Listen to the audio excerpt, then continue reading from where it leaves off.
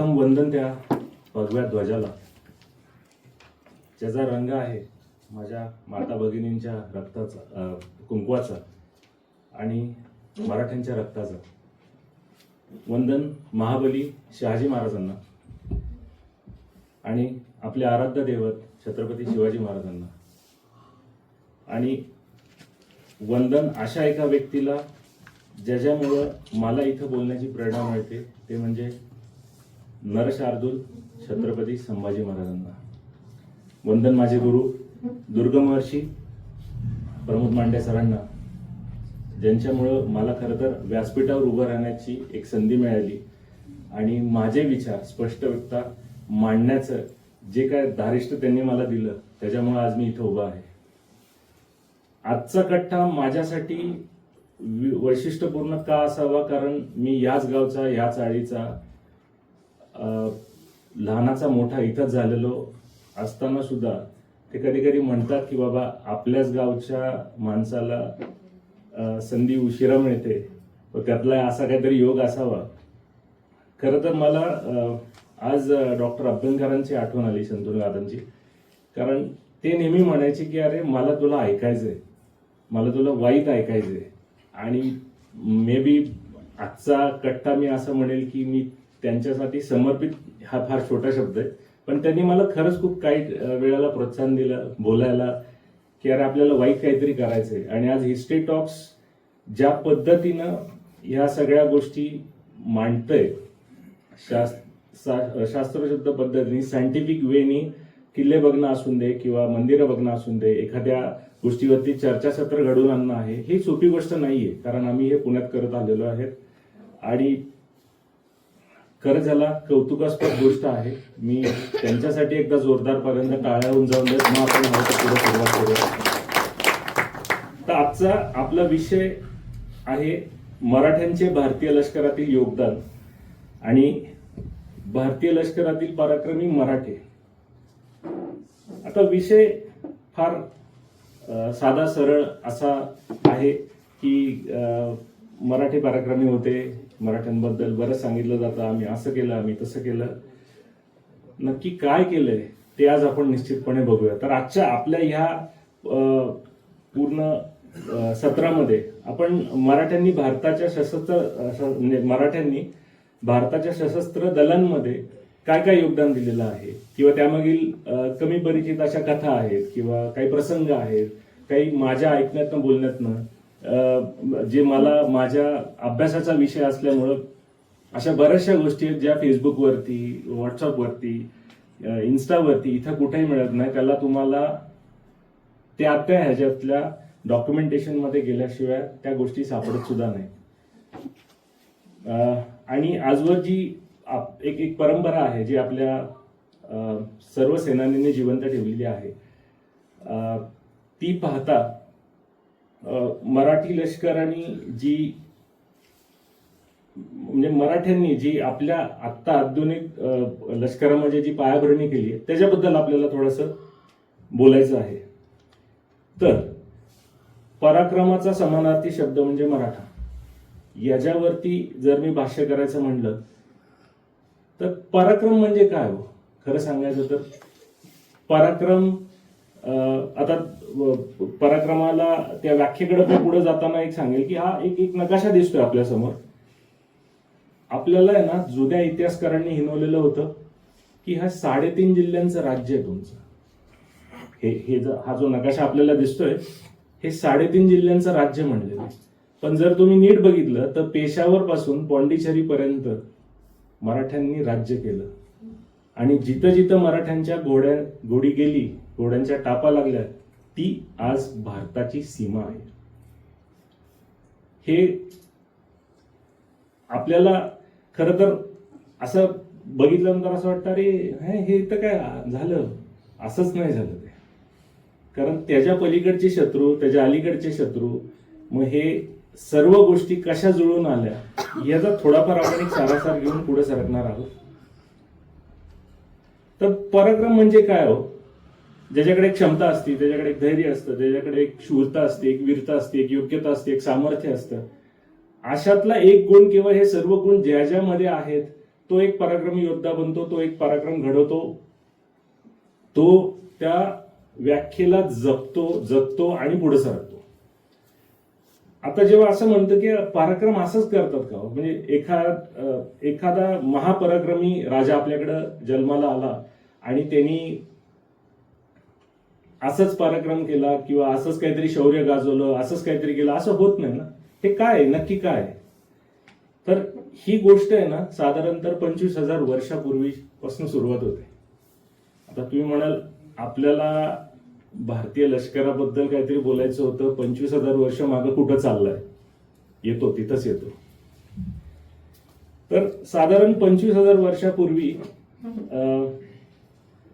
जेव्हा हिमयुग चालू होतं, शेवटचं हिमयुग चालू होतं, तेव्हाचा एक पेपर ज्याला आपण श्वेतपत्रिका म्हणतो, तो पेपर वाचत असताना मला असं लक्षात आलं की साधारण 38% आपला जो डीएनए आहे तो ट्रायबल आहे आणि 32% सरासरी आहे तो कास्ट बेस्ड आहे. म्हणजे एखाद्या पर्टिक्युलर कास्टशी रिलेटेड किंवा आर्य इकडनं आले, अमुक आले तमुक आले. तर जेव्हा मी 68% असं म्हणतो की आपला डीएनए हा टोळीचा आहे, तर टोळी काय करायची? मी आता हिमयुगातलं बोलतोय. टोळी म्हणजे एक छोटा समूह, एक छोटी चाल करून जाणारा एक समूह, ज्याला आता एखादा हत्ती, तेव्हा त्याला मॅमथ म्हणायचे, हा जर मारायचा असेल तर तो एकदम न मारता हळूहळू मारला जायचा आणि असे काहीतरी त्यांच्यातले हे होते. तर आपल्यातले छोट्या समूहातून मोठं होण्याची जी प्रवृत्ती आहे ना, ती कुठेतरी आपल्या डीएनए मध्ये आहे. ते इथून सुरुवात होती आणि कमी माणसात जास्त काम करणारा असा एक तो डीएनए आपण कॅरी करतो. आता हे आपल्यात का आलं? म्हणजे तर आपल्यात एक राष्ट्रप्रथम नावाची एक भावना असते. आपण पहिल्यांदा, आता समजा मी या आळीतला आहे, या आळीसाठी म्हणून जर मला कृष्णमयसाठी करायचे तर आमची कृष्णमय सगळ्यात चांगली काय, मग दुसऱ्यांची चांगली नाही असं नाही, पण आळीकर म्हणून आपण एक समूह झालो आणि त्याच्यासाठी एक ध्येय असतं, त्याला राष्ट्रप्रथम जसं म्हणतो आपण तेव्हा त्याच्यासाठी ते राष्ट्र होतं. आणि तो डीएनए आपण कुठेतरी 25,000 वर्षापासून कॅरी करत खाली आलेलो आहोत. तर एक चीनी प्रवासी आहे, तो काय म्हणतो की एक रठ्ठ प्रदेश आहे, जो प्रदेश तुंगभद्रेपासून तापीपर्यंत, गुजरातच्या तापीपर्यंत आहे. आणि अशा जी राहणारी माणसं आहेत ती फार उद्योगशील आहेत, फार पराक्रमी आहेत, फार शूर आहेत, त्यांच्याकडे भरपूर संपत्ती आहे. आणि ह्या रठ्ठ प्रदेशातली माणसं नंतर मराठे झाले.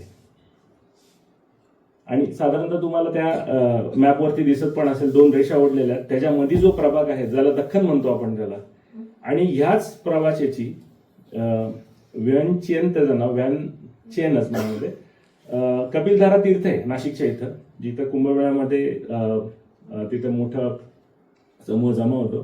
तिथं त्याचीच एक दिलेली एक घंटा आहे, पहिल्या दुसऱ्या शतकातली आहे असं सांगितलं जातं. खरं खोटं माहीत नाही, कार्बन डेटिंग केल्याशिवाय ते समजणार नाही. पण तो असं म्हणतो, म्हणजे तो इथं आलेला आहे आणि तो असं म्हणतो की इथली माणसं इतर कुठल्याही प्रदेशापेक्षा थोडी वेगळी आहेत, थोडी समृद्ध आहेत, थोडी पराक्रमी आहेत. असं म्हणतात की शमशीर की तले जन्नत पलती आहे, म्हणजे तलवारीच्या सावलीमध्ये नेहमी नंदनवन नांदतं. आणि तलवारीच्या सावलीमध्ये नंदनवन जर नांदावाचं असेल तर तुम्हाला लष्करी बलाढ्य असणं फार गरजेचं असतं. आणि तुम्ही जेवढे समृद्ध आहात ती समृद्धी टिकून ठेवण्यासाठी तुम्हाला तुमचं लष्कर तेवढं अद्ययावत असणं फार गरजेचं असतं. आणि अशा लष्कराच्या ह्याच्यामध्ये जर आपण म्हणलं तर आपण काय म्हणतो, कौन है वो मराठा? अरे जो मरने और मारने से नहीं डरते वो है मराठा, जो झुकते नहीं वो है मराठा, जिनके आने से ही सुरमाओं के मन में हड़कंप मच जाए वो है मराठा, जिनके कारण दिल्ली में स्वराज का डंका बजा वो है मराठा, जिन्होंने बंगाल से गुजरात तक और अटक से कटक तक एक ही हुकूमत की वो है मराठा, जो 300 साल पहले लंदन की अखबारों में झलका अरे वो है मराठा, जो दृढ़ था, शौर्य, साहस, स्वाभिमान का सामर्थ्य है, वो है मराठा। और जो केवल एक ही अटल है, वो है मराठा। तर जेव्हा आपण मराठ्यांची शौर्य गाथा गातो, तर तुम्हाला एक असं, मला एक जर आम्ही डॉट जर कनेक्ट करायचे असतील तर असं लक्षात येईल की पराक्रम आपल्यात उपजत आहे. आपण म्हणतो ना, माझ्या रक्तात आहे एखादी गोष्ट. हो, आपल्या रक्तात येते. फक्त काय, आपल्याला जागा करावं लागतं की अरे हो दादा, तुझ्या रक्तात आहे. तर आतापर्यंत कसं झालं की आपल्याला असं सांगितलं जातं की आपलं सगळं जे काय लष्करी सामर्थ्य आहे आता भारताकडे, ते ब्रिटिशांकडनं आलेलं आहे. ब्रिटिश माणसांनी, ब्रिटिश टर्मिनॉलॉजीज वरती ते बेस्ड आहे, त्याच्यावरनच आपण सगळ्या गोष्टी घेतलेल्या आहेत. तर माझं एक साधं त्याच्यावरती आहे, नाही, नो, नेव्हर, कधीच नव्हतं ते. आता मी हे असं का म्हणत असेल, तर ही अंगठी दिसते का तुम्हाला? ही अंगठी ऍक्च्युअली, ते जरी तुम्हाला मुद्रेसारखे दिसत असेल तर ही साधारण 2ऱ्या शतकातली अंगठी आहे. त्याच्यावर ब्राह्मी लिपीत खाली कोरलेलं आहे. ती सेप्टेमस सर्वस आणि जुलिया डॉमना यांची आहे. आणि जर तुम्ही नीट बघितलं तर त्याच्यावरती दांपुस्त्र्य धनगुप्तच याची एक मुद्रा आहे. ती म्हणजे हे गुप्त साम्राज्य जे होतं, चोला जे होतं, त्याच्यातनं यवनांबरोबर म्हणजे ग्रीस बरोबर जे काय आपले संवादार्था होती, जे काय आपला व्यापार होता, जे काय आपले घेवणदेवण होतं, त्याच्यावरती ही ब्राह्मी लिपीत लिहिलेली आहे. ब्राह्मी लिपी तिकडून आपल्याकडनं आलेली आहे, आपल्याकडनं तिकडनं गेलेली आहे. आता जर मी ही 1ल्या-2ऱ्या शतकातली गोष्ट जर सांगत असेल तर हा साधारण एक मॅप जर म्हटलं त्याला टोमेली मॅप म्हणतात, जे त्यात पहिल्यात लॉन्जिट्यूड आणि लॅटिट्यूड, लॅट लाय म्हणतात त्याला इंग्लिशमध्ये. मराठीमध्ये आपण काय म्हणणार त्याला? उभ्या रेषा, आडव्या रेषा, अक्षांश, रेषांश, सॉरी फॉर दॅट. बट तर हे सगळ्या ज्या गोष्टी आहेत, आता तुम्हाला मेलिंडा हे नाव फार कॉमनली ऐकलं असेल तुम्ही. Melinda king, Melinda Arthur. आपण मेलिंडा हे मिलिंदावरनं गेलेलं आहे. तसंच डिमित्री हे कॉमन रशियन नाव आहे, किंवा युरोपमध्ये डिमित्री हेही कॉमन नाव आहे, पोलिश, स्कॅन्डिनेव्हियन कंट्रीजमध्ये. ते दत्तमित्री वरनं गेलेलं आहे. हे 2ऱ्या शतकात गेलेलं किंवा घेतलेल्या दिलेल्या गोष्टी आहेत. अहो एवढंच काय, तर आपण झोडिएक सायन्स जर बघितले, आपले राशी जर बघितले, तर 12 राशी ज्या आहेत, ज्या आता इंग्लिश सनसाइन आणि मूनसाइन आपण जे म्हणतो, त्याही आपल्याकडनंच गेलेलं. त्याच्यावरती डाऊट्स आहेत की हे असं का ते तसं का, पण जे नक्षत्र आहे किंवा सगळ्या गोष्टी ज्या आहेत त्या आपण दिलेल्या आहेत. ओ यांचे बापजाद्यांना जेव्हा काही कळत नव्हतं त्यावेळेला आपल्याकडं या सगळ्या गोष्टी होत्या. जेव्हा इंग्लिश ही भाषाच जन्माला आलेली नव्हती, लॅटिन होती त्यावेळेला मराठीचा पहिला शिलालेख होता. 5व्या आणि 6व्या शतकातला येळगुडपाशी इचलकरंजीला आता सापडला एक रिसेंट इयर्स मध्ये. त्याच्या अगोदर म्हैसूरला 8व्या शतकातला मराठीतला शिलालेख आहे.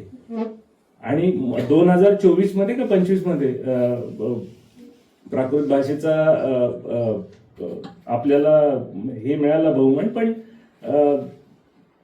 हे आत्ता काय होतंय असतला हे आहे. खरं सांगायचं तर ना, आपल्यालाच ते हे असं ठासून सांगावं लागतं की अरे आपल्याकडनं तिकडे गेलेलं आणि तिकडनं परत आपल्याकडे आलंय. म्हणून मी सांगतो की त्यांच्या सैन्य व्यवस्थेवरती किंवा त्यांच्या कुठल्याही अशा गोष्टींवरती त्यांनी काही नवीन निर्माण नाही केलेलं. हे आपण कधीतरी त्यांना कधीतरी बोललं चाललं, त्याच्यात दिलेलं होतं आणि ते परत आलेले. आता ह्याच्यामध्ये ना एक रोमन लिजनरी रँक स्ट्रक्चर आहे.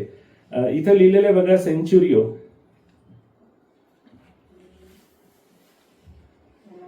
सेंच्युरियो लिहिलेलं आहे.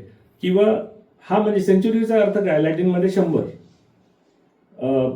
ते लिगेटस लिजिनियस हे अगेन लॅटिन मध्ये 3000 सैनिकातले हे रोमन काळामधले. आता रोमन साधारणतः 5व्या शतकाच्या आसपास ते सर्वात सुरुवात झाली आणि पुढे गेलेले. तिथनं पुढे गेल्यानंतर आज आत्ता आपल्या हयात असलेले लेफ्टनंट, कॅप्टन, मेजर ह्याच्यापासून ते जनरल पर्यंतचे हे सगळे जे आपल्या फोर्सेस मधले जे पद आहेत आणि त्याच्यासमोर मराठी आरमाराच्या मराठी पायदळ आणि घोडदळाचे जे काही पद आहेत ती मी इथं मांडलेली आहेत. सो लेफ्टनंट म्हणजे नाईक होता हो त्यावेळेला, कॅप्टन म्हणजे एक सरनाईक होता. सरनाईकांकडे 100 माणसं एक एक एक प्लटून लीडर असायचा तो.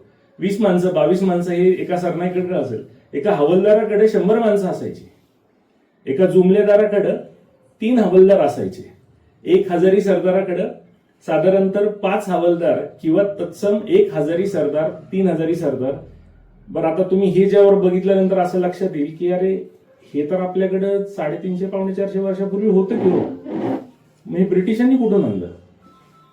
मुळात ते पूर्ण घडलंच असं झालं की 15व्या 16व्या शतकापर्यंत त्यांची अशी एखादी सैन्य घटनाच नव्हती.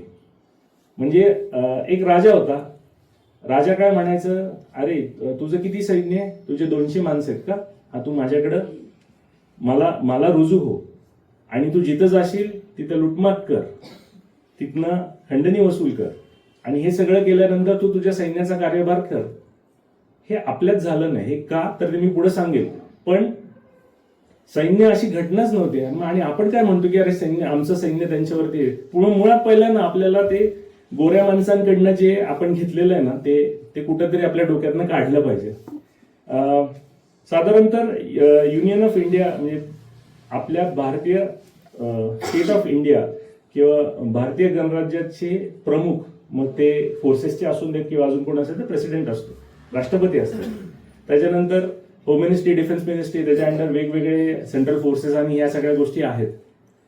हे तुम्हाला एक साधारणतः एक काल्पनिक चित्र का दाखवलंय. एक पुढे जसं मे बी तुम्हाला असं होईल की आपल्याला काही आपण जे म्हणतो ना कोरिलेट करायला फार बरं पडतं.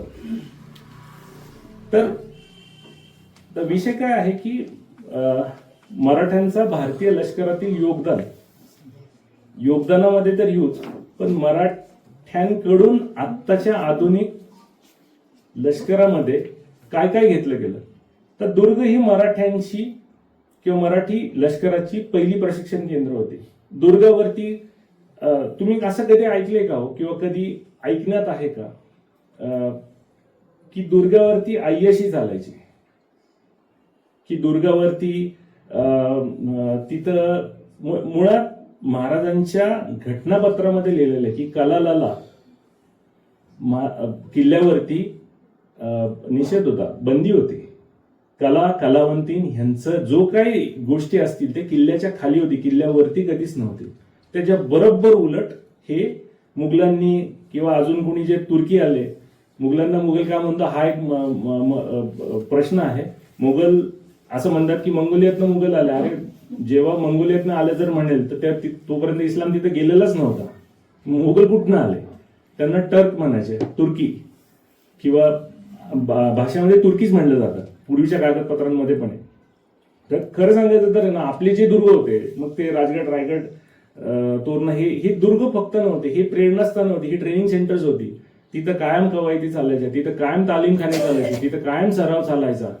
आजही तुम्ही कुठल्याही कॅन्टोन्मेंट एरियाच्या बाहेर जर पडत असाल जिथं ऍक्टिव्ह ड्युटी आहे, ज्याला काउंटर इन्सर्जरी CI किंवा काउंटर इन्सर्जन्सी किंवा CS असे जर पथक तिथं डिप्लॉइड असतील तर तिथं लिहिलेलं असतात आज मुकाबला होगा. तुम्ही कुठल्याही कॅन्टोन्मेंटच्या बाहेर पडत असाल तर तिथे लिहिलेलं असतं आज मुकाबला होगा. त्याचा अर्थ काय की तुम्हाला इथून बाहेर पडताना आज तुम्हाला काही ना काहीतरी घटना बघायला मिळेल. तुम्ही कधीही गाफील राहू शकत नाही. हे जी पहिली प्रेरणास्थळ आहेत ना, ही जी चौक्या बनवणं, फोर्टिफिकेशन, गॅरिसन्स बनवणं. तुम्ही मुंबईचा फोर्ट बघितला कुणी? आता रिसेंट काळाने मुंबईच्या फोर्ट मध्ये मराठ्यांपासून वाचण्यासाठी म्हणून तो किल्ला बांधला गेला, नाही तर तो कधीच नव्हता. कलकत्त्याला सुद्धा मराठा डिच म्हणून एक प्रकार आहे. तो प्रकार का झाला तर मराठ्यांपासून वाचण्यापासून ते गेलेले गेले. तर सर्वात महत्वाचं म्हणजे किल्ले ही एक ट्रेनिंग सेंटर्स होती, एक प्रशिक्षण घेणार. तर छत्रपती शिवाजी महाराज हे आधुनिक भारतीय सैन्य व्यवस्थेचे शिल्पकार कसे आहेत बघा. भारतात स्थायी व व्यावसायिक सैन्यांची संकल्पना रुजवणारा हा पहिला शासक होता. म्हणजे जसं मी मगाशी म्हणलं की इंग्लंड असून दे, इंग्लंड मुळात आंग्लिया या शब्दावरून आलेला. आंग्लिया जी ट्राईब होती, जो समूह होता, तो मुळात इंग्लंड ह्या आत्ताच्या स्थायी म्हणजे जॉग्रफी प्रमाणे भूगोलाप्रमाणे नाहीच आहे. तो रशिया, जर्मनी ह्याच्यामधून तिकडे आलेला आहे. म्हणजे मुळात इंग्लिश लोक स्वतः इंग्लिश नाही आहेत. आता आणि त्याच्यात सुद्धा जसा दुसरा इथं मुद्दा आहे, भाडोत्री म्हणजे मर्सनरीज म्हणतात त्याला, की कोणतरी आलं, 100 माणसं घेऊन आलं, हा मी तुमच्यासाठी लढतो, त्याला पैसे दिले, त्याला लुटमाट करायची एक करार करून दिला, असं महाराजांनी केलं नाहीये. तुम्ही आज जर बघितलं असेल तर आपलं जे सैन्य दल आहे किंवा जगामध्ये हे एकमेव सैन्य दल आहे जिथं हा पहिल्या दिवसापासून नियम आहे की तुम्हाला लूटमार करायची अनुमती नाही. मग हे कुठनं घेतलेलं तुम्ही मला सांगा. तुम्हाला अस्थायी आणि स्थायी म्हणजे आपल्याकडं रिझर्व्ह फोर्सेस पण आहेत आणि आपल्याकडं कायम फुल टाइम आर्मी आहे 12.5-13 लाखाची. तर हे सगळं असताना हे कुठून आलं हे लक्षात घ्यायचं. बीज आहे ना, हे कुठंतरी आपल्या मराठ्यांकडनं, आपल्या महाराजांकडनं तिथे गेलेलं आहे. राजाशी निष्ठावान पूर्ण वेळ सेवेत असलेले सैन्य उभारले, युद्धापुरते मर्यादित नसलेले संघटित आणि शिस्तबद्ध सैन्य, अर्थात आपण त्याच्यावर बोललोय. युद्ध नसतानाही सैनिकांचे नियमित व कठोर प्रशिक्षण. आपला राजा एकमेव असा राजा होता की जो सुट्टीचे पण पैसे द्यायचा. आपला राजा एकमेव असा राजा होता जो सुट्टीचेही पैसे द्यायचा. आजही तुम्ही भारत सोडला तर तुम्ही बोटावर मोजल्या एवढ्याच फक्त लष्करी सामर्थ्य असलेले देश आहेत जे सुट्टीचे पगार देतात, नाहीतर ते देत नाहीत. जे पेन्शन देतात पुढे ते पण आहे. पायदळ, घोडदळ, नौदल व किल्लेदार यांच्यासाठी समान शिस्त होती. कुणालाही शिस्तीत हे नाहीये. आपल्यापैकी कुणी वर्ल्ड वॉर 2च्या जर चित्रपट जर बघितले असतील तर तिथं ब्रिटन आहे, रशिया आहे, अगदी अमेरिका आहे, यांचे सैनिक बिंदासपणे लुटमार करायचे. हे तर मी आत्ता 75 वर्षापूर्वीची गोष्ट सांगतोय, 80 वर्षापूर्वीची. आजही इराकमध्ये जर गेले किंवा अफगाणिस्तानला गेले तर ते लुटमार करतात. भारतीय लष्कर हे फक्त लष्कर नाहीये, it is a morale army. आपल्याला एक तत्व आहेत आणि त्या तत्वाच्या बाहेर आपण जात नाहीये. तुम्ही बऱ्याचशा चित्रपटामध्ये बघितलं असेल की कुठल्याही कमांडिंग ऑफिसरच्या समोर पाय वरती घेऊन बसलेली पण माणसं बघाल तुम्ही. आपल्यापैकी इथं असं करून तरी बघावं कोणीतरी, काय होईल हे हा नंतरचा विषय. तर आपलं जे वेतन होतं ना त्या काळचं, ते आजही बाजार मूल्याप्रमाणे जास्त होतं. महाराजांकडे माणसं टिकली का? आता हे मी तुम्हाला का सांगतोय, कारण हे सेम जे कलम आहेत, तत्व आहेत, ही आता भारतीय लष्करांमध्ये कुठं ना कुठेतरी आहेत. वेळेवर पगार होणं, सैनिकांच्या कुटुंबाची जबाबदारी घेणं, निवृत्त सैनिकांसाठी सहाय्य व पेन्शन व्यवस्था सदृश व्यवस्था करणं, हे होतं आपल्याकडे. कुणाचा हात तुटला, कुणाचा पाय तुटला, हे त्यावेळेस होतं, आजही आहे. तुम्ही परत मी सांगतो की कुठल्याही जगातल्या बाहेरच्या देशांमध्ये गेला तर ही व्यवस्था नाहीये, हे भारतामध्ये आहे. आपल्याकडे पूर्णवेळ प्रशिक्षित खलाशी होते, नौसैनिक होते. बाहेरच्या कुठल्याही देशाने, मग इंग्लंड असून दे, काय असून दे, हे जहाज घे, हे खलाशी घे, इथं जा, इथं लुटमार कर आणि काय करायचं ते कर, मला हे आणून दे, हे करणारे. सो हे शास्त्र समजून घ्या तुम्ही. ह्याच्या मागची साईक जी म्हणतो ना आपण, त्याला मनोवृत्ती समजून घ्या की हे कसं कुठेतरी लिंक होतं. तर हे सगळं असं बघताना असं लक्षात होतं की भारतीय सशस्त्र दल जे आता आहे ना, त्याच्या मूलभूत तत्वांची प्रेरणा आहे ना, ही आपल्या महाराजांकडनं गेलेली इथं. आणि नुसतं आत्ताच नाही तर शतक पुढे जर बघितलं तर ते तसंच राहणार आहे. शिवाजी महाराजांनी ना लष्कर फक्त संरक्षणासाठी नव्हतं, ते जनतेच्या संरक्षणासाठी होतं. हे फार महत्वाचं आहे. सत्ता टिकवण्यासाठी तर अजिबात नाहीये. म्हणजे लष्कर बाकीचे का ठेवायचे, तर सत्ता टिकवण्यासाठी ठेवायचे, सामर्थ्य वाढवण्यासाठी ठेवायचे. आणि एक डिसिप्लिन बेस्ड वॉरफेअर ज्याला म्हणतात, हे आपण आता त्याच्याबद्दल बोललोय. आत्ताच्या ज्या गुप्तहेर संस्था आहेत, मग ती ब्रो असून दे किंवा IB असून दे, अजून कुठल्याही संस्था असून देत, ते जे जनक म्हणण्यापेक्षा ना त्याची प्रेरणा महाराज असावे. कारण आजही सुरतेवरनं महाराज परत कसे आले किंवा आग्रेवरनं भारत परत कसे आले त्याचे नकाशे सुद्धा उपलब्ध नाहीयेत. 4 व्हेरियंट बघायला मिळतात. त्याचा अर्थ काय होतो, म्हणजे इन्फॉर्मेशन त्या काळी जी होती ती आजही मिळत नाहीये.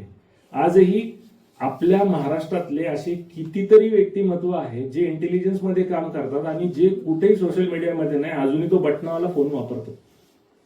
हे आहे, हे सत्य घटनेवर सांगतो मी. माझे कितीतरी मित्र आहेत अशा गोष्टींमध्ये. आणि त्याच्यामध्ये ना एक महाराजांच्या काळामध्ये गुजरातीची फौज म्हणून होती, स्पेशल फोर्सेस म्हणायचे त्याला. त्याची पहिली संकल्पना बहुधा हा असा एकमेव राजा होता ज्यांनी मांडली की जायचं, रेड करायच्या, परत यायचं, कमीत कमी नुकसान, जास्तीत जास्त त्यांना नुकसान होईल, म्हणजे आपल्याला कमीत कमी नुकसान, समोरच्याला जास्तीत जास्त नुकसान कसं होईल, हे जे तत्व आहे तेच नंतर बाकीच्या लष्करांनी सील टीम्स काढल्या. Seal teams of 10, seal teams of 12, अशा सगळ्या गोष्टी केल्यामुळे होतं कसं की मग आपल्याला ते विचार करायला भाग पडतं, अरे हे कुठून आलं, हे कुठून आलं, कुठून आलं. तर आता बघूयात आपण मराठी योद्धे स्वराज्यापासून प्रजासत्ताकापर्यंतचे. तर भारतीय लष्करातील इतिहासात मराठा नावाचा उल्लेख फक्त युद्ध नाही, खरं सांगायचं तर ते एक शिस्त, बुद्धिमत्ता, धैर्याचे प्रतीक म्हणूनच घेतलं जातं. शिवछत्रपतींनी उभारलेल्या स्वराज्याच्या संकल्पना केवळ राजकीय नव्हत्या, तर त्या लष्करी दृष्टिकोनात नाही, एक विजन होतं. ते आजही आपण वापरतो. किल्ल्यांचं जाळं झालं, इंटेलिजन्स नेटवर्क झाले, नेव्हल पॉवर झाले, म्हणजे नौदल आपण अद्ययावत केलं. आता इथे एक फार छान हे लिहिलेलं आहे की discipline before courage the Maratha way. शौर्याच्या आधी शिस्त हीच मराठ्यांची ओळख आहे, आजही आहे. तर आज आपण एका अशा ह्याच्यावरती येऊन पोहोचलेलो आहे की आपण बघितलं की या मातीत जन्मलेली माणसं कुठून निर्माण झाली, कशी झाली, काय झाली महाराजांपासून, ते आपण आता जर महाराजाच आर्मीपर्यंत जाऊ तर प्रत्येक राजा ज्या क्षणी, खरं सांगायचं तर आपण मराठी किल्ल्यावरनं खाली उतरलो त्या क्षणी आपण आपले राज्य सोडले होते. इथं मला माहित नाही अलंग मदन कुलंग कोणी बघितलेलं आहे का नाही, किंवा बलाढ्य असे किल्ले ज्यांचे आज दरवाजे, पायऱ्या हे सगळं इंग्रजांनी सुरुंग लावून फोडून टाकले. त्याचं कारण एकच होते, कारण जर मराठे एक एक किल्ला घेऊन बसले तर 350 गेला 350 वर्ष लागतील.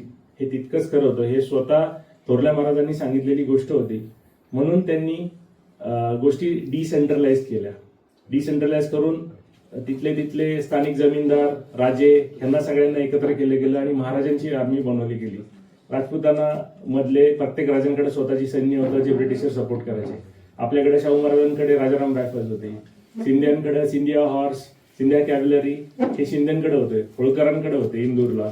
तसेच बरेचसे मराठा सरदार होते जे ग्वालियरमध्ये होते, बडोद्यामध्ये होते. ह्यांचं प्रत्येकाचं गठन झालेलं होतं. ते कुठंतरी जाऊन हळुवारपणे आत्ताच्या भारतीय फौजेमध्ये कोण कुमाव रेजिमेंटला झालं, कोण कॅव्हलरीला झालं, कोण पुनॉर्समध्ये झालं. ह्या सगळ्या गोष्टी तशा गेलेल्या आहेत. तर खरं सांगायचं तर आज जे काय 32 रेजिमेंट्स आहेत त्या सगळ्याचं श्रेय कुठं ना कुठं तरी या रजवाड्यांना दिलं पाहिजे. कारण जसं मी म्हटलं, एवढे रजवाडे होते आपल्याकडं. 32 रेजिमेंट मधले अर्ध्याच्या वर रेजिमेंट असे आहेत की त्या ह्या आर्मीमधनं तिकडं सरकलेल्या आहेत. अर्थात बरं, हे सगळं करत असताना आपण महाराष्ट्रच का निवडलं? आपल्यामध्ये साधारण 60 पेक्षा जास्त संस्था आहेत महाराष्ट्रामध्ये ज्या सैन्य किंवा सैन्य उत्पादनाशी यांच्याशी निगडीत आहेत. कधी विचार केलाय का की अहमदनगर सारख्या ठिकाणी आपल्या टँक कोर आहेत किंवा आर्मर्ड कोरचे मुख्यालय आहेत. नाशिकमध्ये ओझर आहे जिथं मिक्स विमानं बनवले जातात. पुण्यामध्ये तर मिलिटरी इंटेलिजन्स सेंटर पासून, सदर्न कमांड पासून, एनडीए पासून अशा कितीतरी संस्था आहेत. पुण्यामध्येच एकट्या जवळजवळ 15 एक संस्था आहे डीआरडीओ धरून. INS शिवाजी आहे लोणावळ्याला, वेस्टर्न फ्लीट आहे मुंबईला, नागपूरला ब्रिगेड ऑफ गार्ड्सचं रेजिमेंटल सेंटर आहे, चंद्रपूरला ब्राह्मोस मिसाईल बनवली जाते, 512 वर्कशॉप आहे पुण्यामध्ये. महाराष्ट्रातच का बनतो? बाकीच्यांकडे का नाही? बाकीचे राज्य नाही आहेत का? बाकीच्यांकडे जमिनी नाही आहेत का? बाकीच्यांकडे ते टॅलेंट नाहीये. अहो आपल्याकडं खरं सांगायचं ना, जे मी म्हणलो ना टॅलेंट, ते टॅलेंट या भागामध्ये होतं म्हणून ते इथं राहिलं. हा फार लक्षपूर्वक एक जर मुद्दा जर बघितला तर तुम्हाला असं लक्षात येईल की ह्या भागातच का सगळं कॉन्सन्ट्रेट झालं.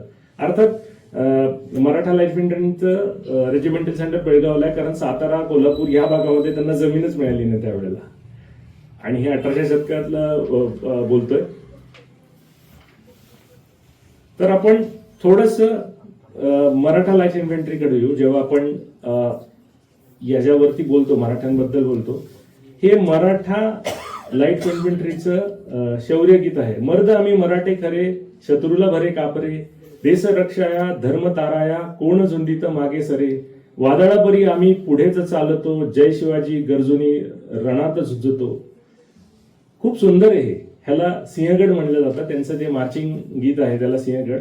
आणि 4 फेब्रुवारी हा मराठा डे म्हणून साजरा करावा असं मराठा लाईट इन्फंट्रीचे लेफ्टनंट जनरल पन्नू होते, त्यांनी सजेस्ट केलं. ते झालं पण, कारण 4 फेब्रुवारीला नरवीर तानाजी मालुसरे हे तारखेनुसार पडले होते आणि या गीताला सिंहगड म्हणलं गेलेलं आहे.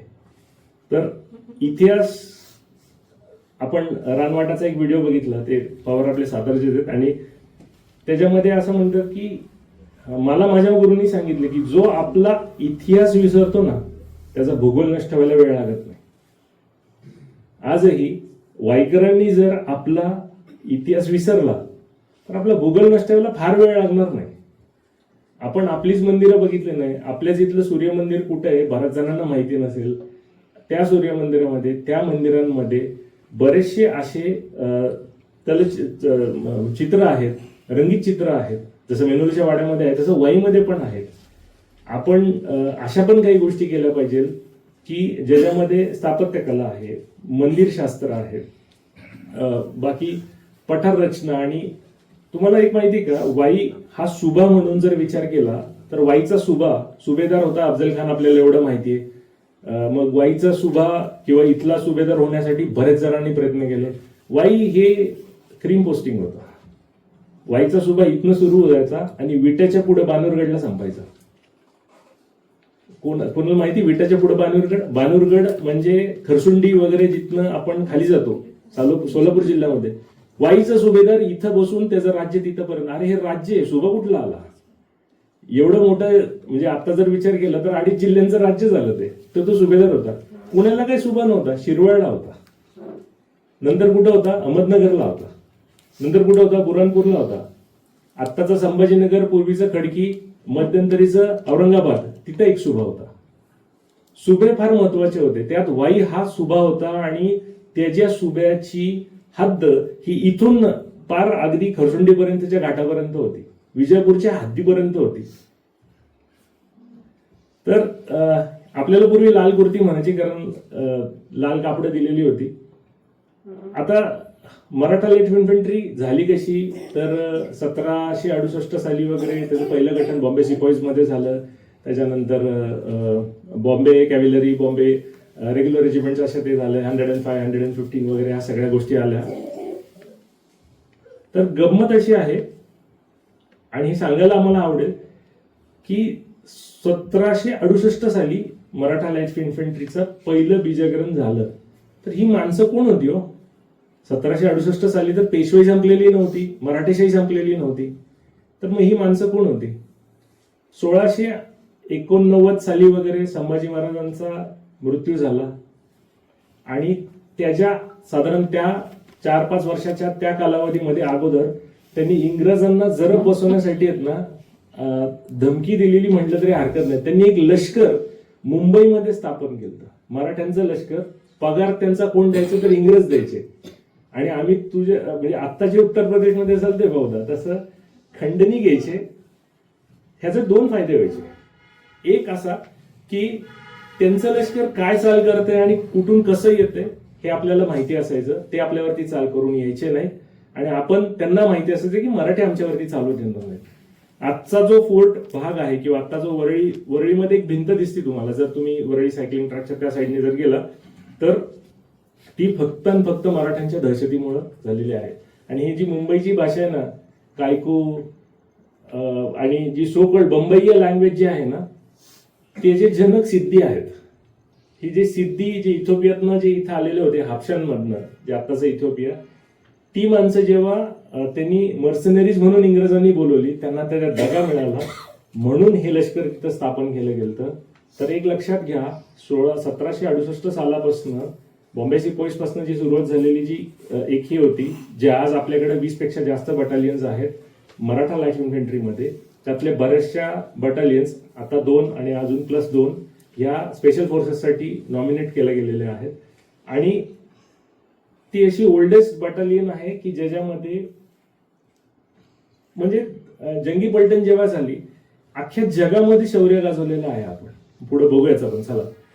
तर हा जो फोटो आहे इथं, तो अरुणाचल प्रदेशमध्ये आहे. तो जो बर्फ आहे ना, तो ऍक्च्युली पाणी आहे. अरुणाचल प्रदेश जर आज भारताचा अविभाज्य घटक जर आहे, चायना त्याला स्वतःच मानतो किंवा तो त्याला स्वीकृती देत नाही की नाही हे तुमचं नाहीये, हे आमचं आहे, तर त्याचं कारण एकमेव असेल की तिथं मराठा लाईट इन्फंट्री जंगल वॉरफेअरमध्ये खूप स्ट्रॉंग आहे. आपण म्हणजे आपली नावं फक्त बाहेर येत नाही. आता जर तुम्ही युट्यूबमध्ये जाऊन बघितलं आणि जर टाकलं की मराठा वॉरियर्स, मराठा कर्नल्स, ज्यांनी शौर्य गाजवलं, अमुक केलं तमुक केलं, तुम्हाला नावच येणार नाही. कारण आपण कायम लो राहिलेलो आहे. कायम म्हणजे मी जसं म्हटलं ना की जर शिवाजी महाराजांचे आग्र्यावरनं येण्याचे 4 नकाशे मिळतात, तर तुम्हाला वाटतं का, म्हणजे मी परत सांगतो, ते कुठेतरी रक्तात भिनलेले की आपल्याला लो प्रोफाईल राहूनच काम करायचंय. आजही जर ती माणसं बटनावाला मोबाईल वापरत असतील तर त्याचं काहीतरी कारण आहे ना. तर 1790 साली टिपूवरती चाल करून जाण्यापासून ते अगदी आत्तापर्यंत या सर्जिकल स्ट्राईक मध्ये जे वर्मामध्ये झालं, म्यानमारमध्ये, ब्रह्मदेशामध्ये, किंवा अगदी ऑपरेशन सिंदूर पर्यंत आपण प्रत्येक ठिकाणी आहोत. खाली 36 मराठ्यांचे एक फोटो आहे. 140-62 युद्धातला हा फोटो आहे. 140 पैकी माझ्या मते 114 जण त्यावेळेला त्यांना वीरमरण आलं, आणि बाकीचे जे आहेत ते अजूनही कॉन्टॅक्टमध्ये होते. ते 36 हे आपशिंगे गावातलाच आहे, आपल्या सातारा जिल्ह्यातला. तर बघायचा विषय असा आहे की जर तुम्ही नीट जर या चार्टकडे जर हे दिलं तर असं लक्षात येईल की आजचा पूर्वीचा मेसोपोटेमिया आणि आत्ताचा इराण, इटली, इथिओपिया, बर्मा, अगदी फ्रान्स यांच्याशी आपण झुंज दिलेली आहे. कुठून आणलं एवढं शौर्य, आपण पुढे बोलूयाच त्याच्यावरती. आणि एक जेव्हा पण मी मराठा लाईट इन्फंट्री बद्दल बोलतो, एक युनिक कॉम्बिनेशन आहे. युनिक म्हणजे वेगळे काहीतरी, त्याला लाईट इन्फंट्री म्हणली जाते. लाईट इन्फंट्रीचा अर्थ काय की जे चपळ गतीने पटकनरित्या काम करणारी जी पलटण असते, आणि ही पहिली पलटण आहे भारतीय लष्करातील ज्याला लाईट इन्फंट्री असेल. नंतर 6 झाली, 2-6 झाली, 5 गोरखा झाली, हे पुढे सरकत गेलं. पण पहिली जी होती ना ती मराठा लाईट इन्फंट्री होती. का तर कदमताल जर कोणी केला असेल, परेड केला असेल, एनसीसी मध्ये इथं आहे, 120 पावलं आपण चालतो, आपण 140 चालतो. मराठा लाईट इन्फंट्री 140 चालते. आणि मराठाच्या ह्याच्यामध्ये खरं सांगायचं तर सावधान नावाचा शब्दच नाहीये. असं म्हणतात, रेजिमेंटल सेंटरला गेलं जुने सैनिकांमध्ये, सावधान नावाचा शब्दच नाहीये, कारण मराठाकडे कायम सावधान असतो असं म्हणणारी ही पलटण. सो सांगायचं परत मी तिथे येतो की 1901 साली वगैरे ना एक गोरठास म्हणून एक बटालियन बनवली गेली. बटालियन म्हणजे 600 माणसांचा एक हे जो एक कर्नल लीड करत असतो. तर गोरठा म्हणजे काय, गोरखास आणि मराठास शौर्य दोघांकडे होतं, चपळता दोघांकडे होतं, लिथल ज्याला म्हणतात, भेदक असं दोघांकडे होतं. ब्रिटिशर्स फार हुशार होते. त्यांनी आपल्याला आपल्यामध्ये लढवलं तर त्याच्यावरती आपण बघतोय. पण त्यांनी केलं कसं माहिती का, त्यांनी एक बटालियन अशी केली. आता हे पूर्णपणे कोविड म्हणजे ज्याला म्हणतात ना, हे बाहेर असं पडत नाहीये, पण 1901 सालानंतर त्यांचे 2-3 ऑपरेशन्स बद्दल बोललं जातं, पण त्याच्या पुढे काय बोललं जात नाही. पण हे अजूनही असावं असं माझी खात्री आहे, हे कुठंतरी चालावं. तर आपण छत्रपती शिवाजी महाराज की जय म्हणले की आपसूक आपल्याला एक स्फुरण चढतं वगैरे, ह्या सगळ्या गोष्टी माहिती आहेत. या इन्फंट्रीला, या रेजिमेंटला, मराठा MLI ला हे घोषवाक्य कुठून मिळालं ह्याची एक फार रंजक कहाणी. कॅप्टन गोंबाडगटे जे सोमालिया आणि इथोपियाच्या म्हणजे सोमालिया इथोपियाच्या ह्याच्यावरती एक इटलीची चौकी होती. 1941 सालचा हा वर्ल्ड वॉर म्हणजे दुसऱ्या विश्वयुद्धातला हा प्रसंग आहे. आणि ती चौकीच पडत नव्हती. काय झालं तरी ती पडत नव्हती. महिना गेला, 2 महिने झाले, 3 महिने झाले, ती चौकीच पडना. आणि आपले गडी आपले लागून राहिले. काय करायचं काय करायचं काय करायचं. त्यांच्यातलं एक ज्युनियर कमिशन ऑफिसर होतं, जे हवालदार हे असतात, ते म्हणले की साहेब, ह्या माणसांना मेलेला जागा करू शकतो ते म्हणजे एकच नाव, आणि त्याचं नाव आहे शिवाजी. आणि तो जो कॅप्टन ब्लोमगार्ड होता, गोरे चतुर असतात, त्यांनी घोषवाक्य दिलं किंवा घोषणा म्हणल्या, बोलो छत्रपती शिवाजी महाराज की जय. हे त्यांच्याकडनंच घेतलेलं. त्याला कुठं काय कळते, त्याला कुठं काय बोलता येते. आणि जी चौकी 2 महिने 3 महिने पडलेली नव्हती, ती पुढच्या 4 दिवसात पडली हो. हे कसं शक्य झालं. तर हा पहिल्यांदा वॉर. आता ह्याला सायटेशन आहे का, तर याला कुठंतरी कागदोपत्री लिहिलेलं आहे का. आता ह्या बऱ्याचशा गोष्टी अशा असतात ना, आपल्याकडे प्रॉब्लेम म्हणजे दिक्कत अशी आहे की ह्याचं डॉक्युमेंटेशनच नाही आहे. इथं आपल्या वंशावळी मिळत नाही. ती मराठ्यांचं डॉक्युमेंटेशन कुठनं शोधून काढायचं. चालायचं ते. तर एकमेव अशी रेजिमेंट आहे ज्याला 2 व्हिक्टोरिया क्रॉस आहेत. आत्ताचं परमवीर चक्र व्हिक्टोरिया क्रॉस हे फक्त ब्रिटिशांसाठी वगैरे नव्हतं, ते अख्ख्या कॉमनवेल्थ मध्ये होतं. आणि साधारण 130 डेकोरेशन्स आहेत, म्हणजे 130 मेडल्स वगैरे. खरं तर पहिलं विश्वयुद्ध आणि दुसरं विश्वयुद्ध यांच्यासाठी ना एक वेगळं सेशन झालं पाहिजे. कारण आपण जेव्हा म्हणतो तेव्हा भारतीयांनी 4 लाख माणसं गमावली आणि 7 लाखापेक्षा जास्त माणसं डिसेबल्ड होती. कुणाचा हात गेलाय, कुणाचा पाय गेलाय, कुणाचा डोळा गेलाय. कधी यांची नावं आली का पुढं? कधीच नाही आली. त्याच्यामध्ये सिख आहेत, गोरखाज आहेत आणि मराठा, हे 3च रेजिमेंट असे होते किंवा 3च समूह असे होते की कायम पुढे होते. ग्रेनेडियर्स वगैरे हे फार नंतर आले. गोवा मुक्ती संग्रामामध्ये सुद्धा आपला एक आपण काय म्हणतोय खूप मोलाचा वाटा होता. एक बॅटल ऑफ कॅरन बोललं जातं. एक ब्रिटिश ऑफिसरनी हे त्यांच्या ह्याच्यात लिहून ठेवलेलं आहे. This soldiers from Deccan province of India are very peaceful and generally do not meddle with other businesses. But if you provoke them and they get angry, then the whole picture changes and they can fight in the coldest of winters and the hottest of summer with a courage and ferocity unmatched by any of the other Indian soldiers. जेव्हा इतिहासाचा अभ्यास करायला लागला तेव्हा असं कळलं की आपल्यापेक्षा दुसऱ्यांनी आपल्या महाराजांबद्दल किंवा आपल्याबद्दल काय लिहिले ते नेहमी लक्षात ठेवावं किंवा त्याचा आपण काय म्हणतो एक जबाबदारीने त्याचा विचार करावा. एक ब्रिटिश ऑफिसर असं म्हणतो की ह्या जर दख्खन प्रांतामधली जी माणसं आहेत ना, त्यांना डिवचलं नाही ना तर ते कुठल्याही वातावरणामध्ये हॉटेस्ट ऑफ समर्स आणि कोल्डेस्ट ऑफ विंटरमध्ये सुद्धा कार्यरत राहू शकतात.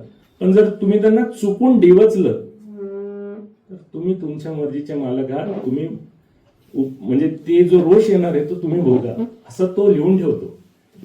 एक काहून म्हणून जागा आहे जी आत्ताच्या सध्याच्या बलुचिस्तानामध्ये आहे. आमचे एक मित्र आहेत अभिषेक कुंभर म्हणून, त्यांनी त्याच्यावरती पुस्तक लिहिले, ते कादंबरी स्वरूपात आहे.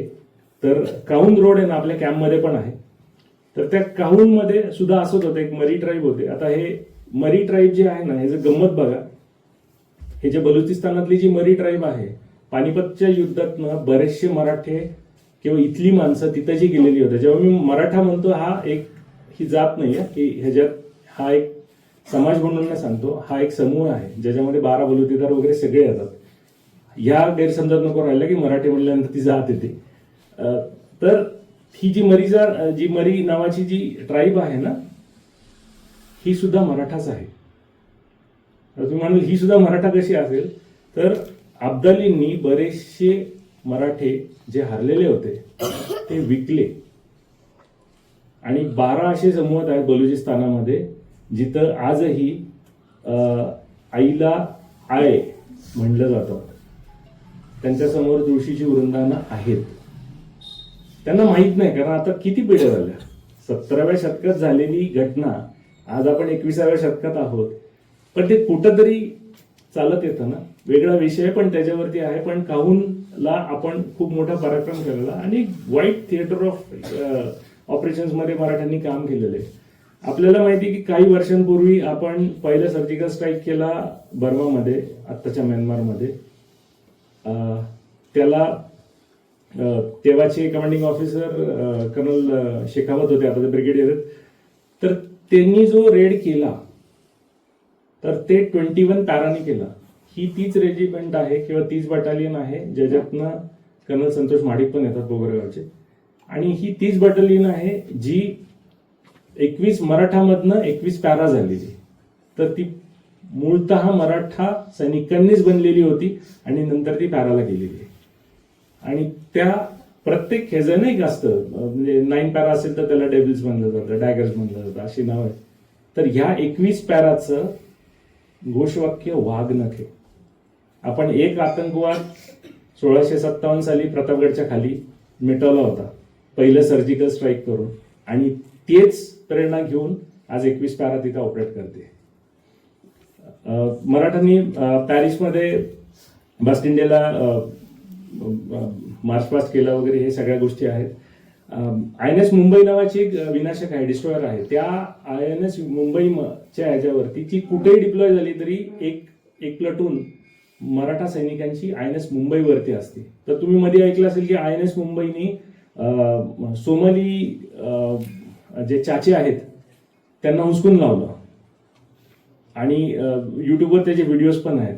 तुम्ही नीट बघितलं असेल तर बघा, त्याच्या मागे एक जण म्हणतो छत्रपती शिवाजी महाराज की जय. लक्षात घ्या, हे कुठंतरी जर तुम्ही हे बिंदू जर जोडत गेला तर तुम्हाला